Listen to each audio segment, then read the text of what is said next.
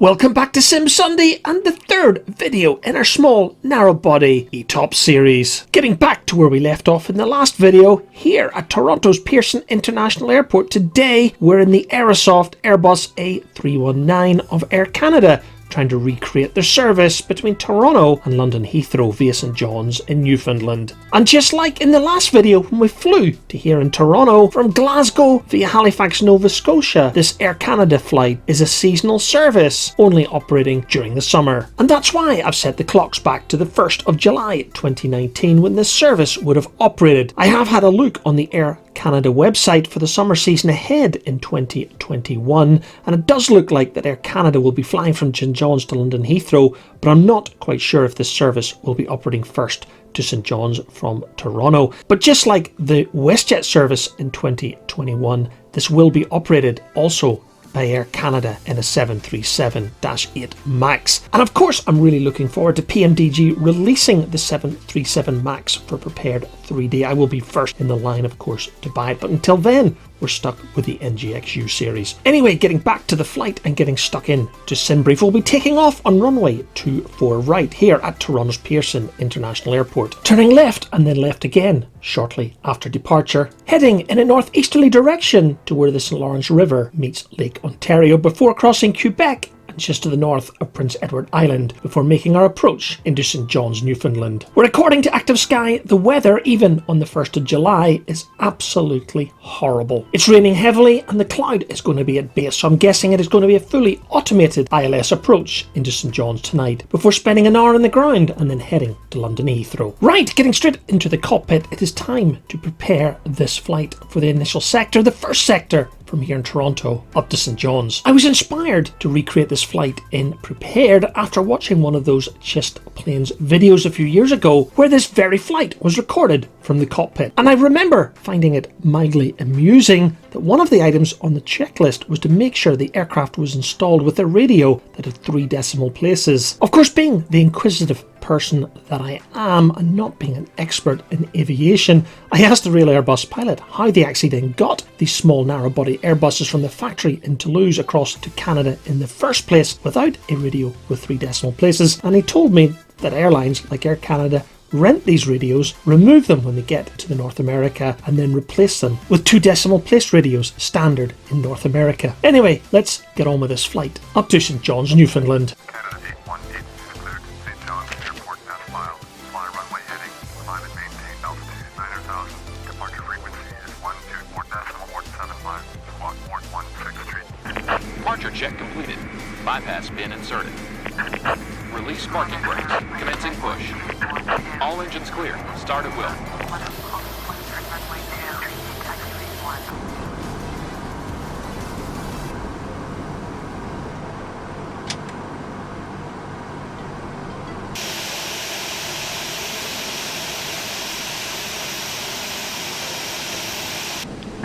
Tow truck disconnected. Bypass pin removed.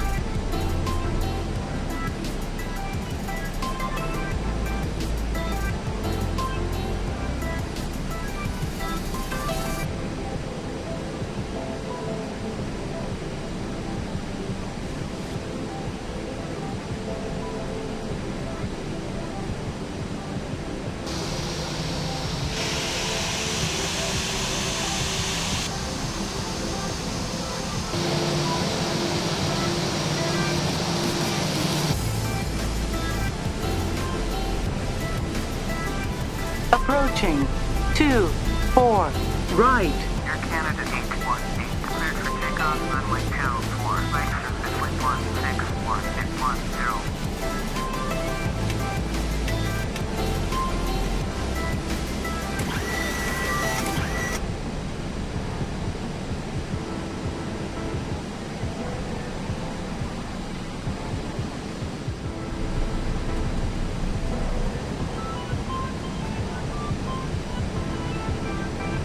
On runway 24, right.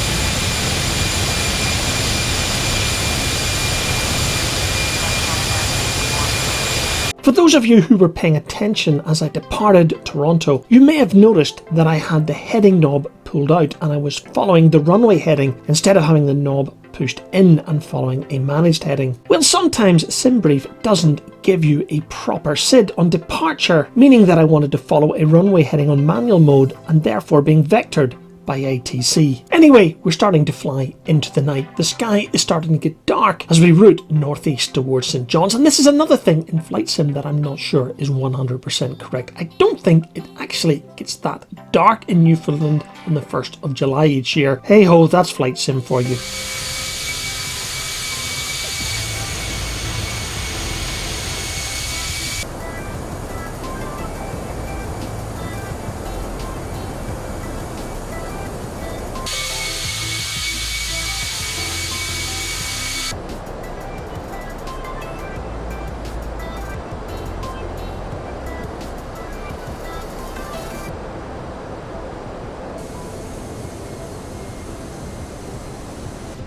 Cleared to land. Runway 16, Air Canada 818. 1000.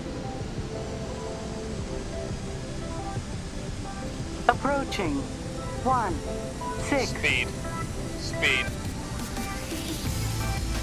Speed.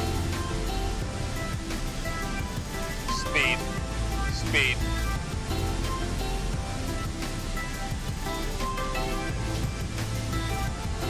$400. Speed. 100 above. Speed.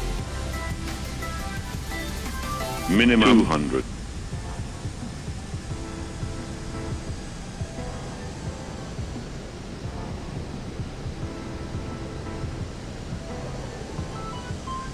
$100.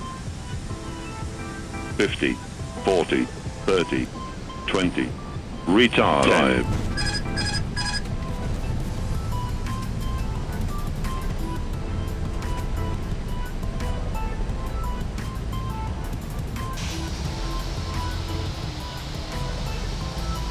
900 meters remaining.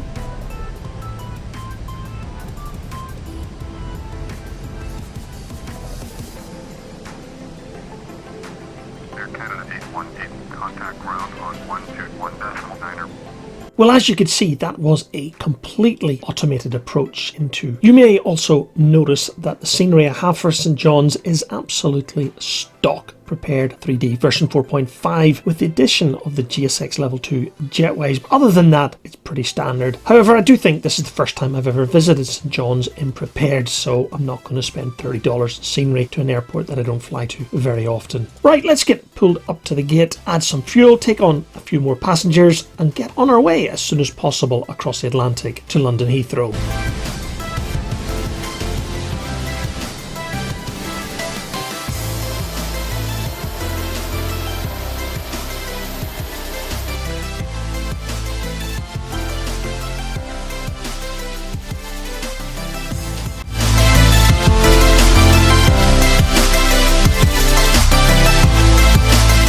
Welcome back to part 2 of our journey between Toronto and London Heathrow on board the Air Canada A319 of Aerosoft. And getting straight into scene brief, you can see we've got a fairly straightforward crossing of the North Atlantic this evening, making landfall overhead Shannon in Ireland, then crossing the Republic of Ireland, then the Irish Sea to Wales before approaching London from the southwest. Given the weather presented by active sky, I'm going to assume an approach into runway 27 right at London Heathrow, putting us overhead the City of London on final approach. Right, I'm going to shut it now and get this flight airborne across the Atlantic to the UK. Air Canada 818 is cleared to Heathrow Airport as filed. Fly runway heading, climb and maintain altitude 13,000. Departure frequency is 125.075, squawk 3033.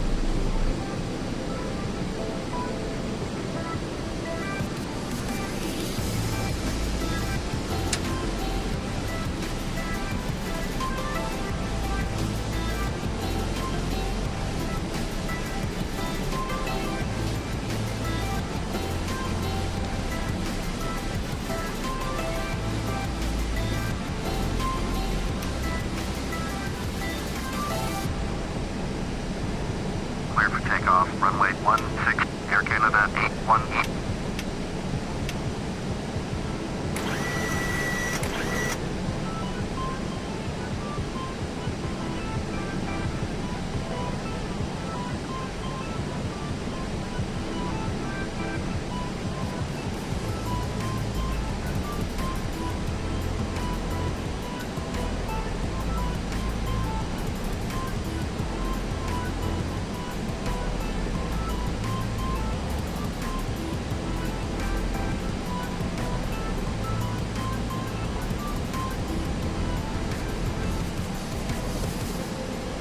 On runway 16.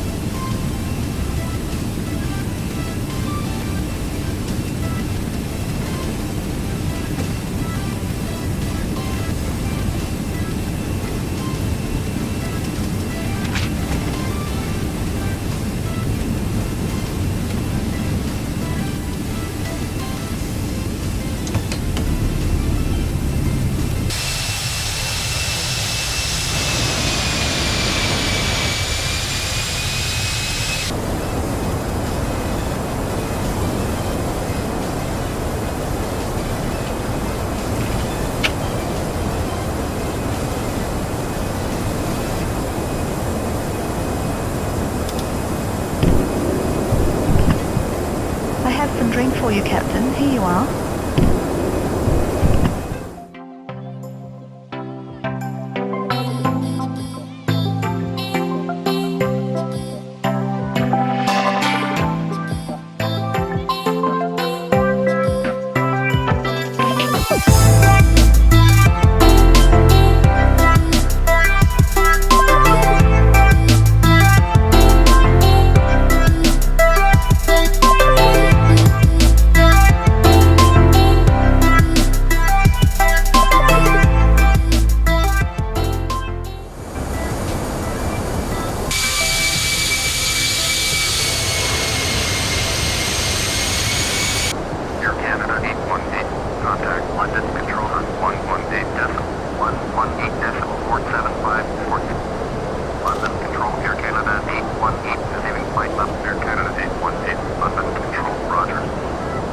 Shortly after this flight, I took the decision to delete Orbx True Earth, the entire series, North, Midlands and South, for the entire United Kingdom, because as a tube liner pilot it was absolutely killing my PC. As you can see from the ground below, it is blurry, it is horrible, and it's all due to Orbx True Earth really being for VFR pilots flying low in snow and not tube liner pilots like myself and the real Airbus pilot. As you can see, things improved slightly after I shut Prepared down and restarted it again. Orbx True Earth rebuilt the scenery below, but I must admit it really does hammer the PC. And bearing in mind, guys, that I'm using an i9 with 32 gigabytes of memory and a terabyte of SSD dedicated to Prepared, along with an NVIDIA 2080 graphics card with 16 gig of RAM dedicated to graphics, yet guys, it still isn't good enough for Orbx True Earth when you're flying tube liners. So on my next flight over the UK, I'll be back to Orbx EU series and hopefully a lot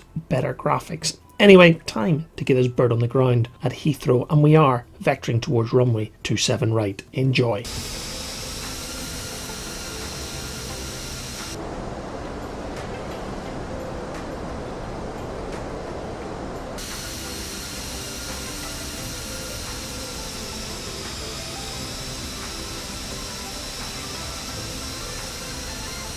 $2,500.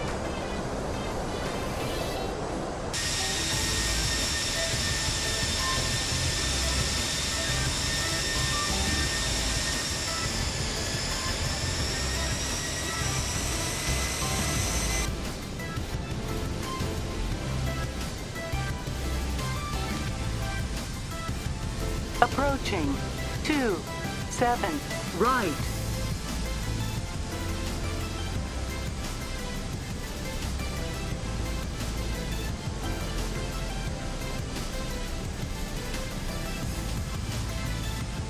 $500.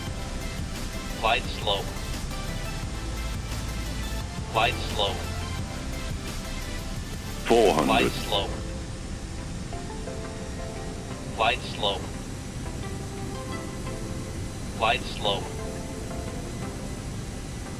Glide slow. 100 above. 300.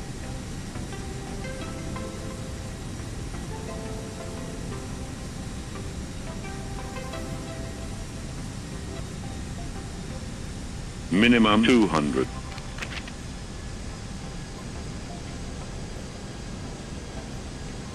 $100.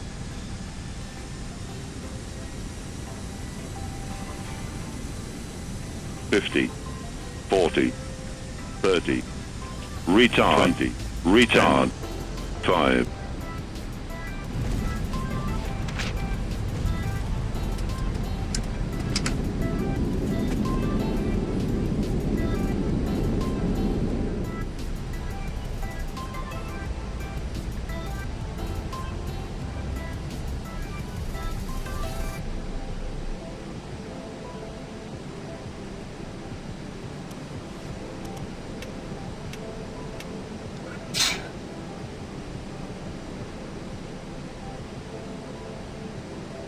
Welcome to London Heathrow Airport, and because it is July 2019 and we're flying an Air Canada, part of the Star Alliance, we'll be taxiing now to Terminal 2, the new Queen's Terminal. I hope you've enjoyed this short video, proving once again that even in flight sim you can fly one of these narrow body aircraft on an ETOPS service, transatlantic. So this brings another episode of Sim Sunday to a close, and in fact this brings to an end our small narrow body ETOPS series. We're calling the next series Interesting Approaches, and boy, there are plenty of them in the world, and I'm not just meaning the difficult approaches like at Lukla in the Himalayas. However, in the next video we actually are heading to Nepal in the Himalayas, where the real Airbus pilot will be attempting to fly a Lufthansa A330, an X-plane from Frankfurt in Germany to Kathmandu in Nepal. So you know what to do if you want to follow that video. Please don't forget to hit that subscribe button and click on the bell for notifications. So until then,